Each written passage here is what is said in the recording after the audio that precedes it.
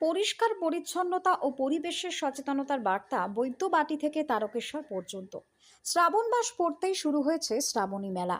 তবে তিথি অনুযায়ী মেলা শুরু হয়েছে গুরু পূর্ণিমা থেকে, শেষ হয়েছে রাখি পূর্ণিমায়। তারকেশ্বরের শিবের মাথায় জল ঢালতে লক্ষ লক্ষ পুণ্যার্থীর ভিড় উপচে পড়েছে গোটা মাস জুড়ে। প্রত্যেক বছরের মতো এবারেও পয়লা শ্রাবণ থেকে ভক্তদের গর্ভগৃহে প্রবেশ বন্ধ ছিল।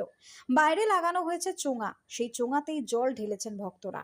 আজ হুগলি জেলা প্রশাসন এবং ১৩টি গ্রাম পঞ্চায়েত এবং ২টি মিউনিসিপ্যালিটির উদ্যোগে নির্মল শ্রাবণী মেলা কর্মসূচির অঙ্গ হিসেবে বৈদ্যবাটি থেকে তারকেশ্বর পর্যন্ত শ্রাবণী মেলার প্রাঙ্গণ আবর্জনা মুক্ত করা এবং তীর্থযাত্রীদের মধ্যে পরিষ্কার পরিচ্ছন্নতা ও পরিবেশের সচেতনতা বৃদ্ধি করা হয়েছে।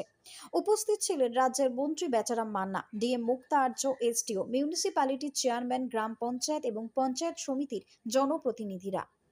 Bureau report, target Bangla news.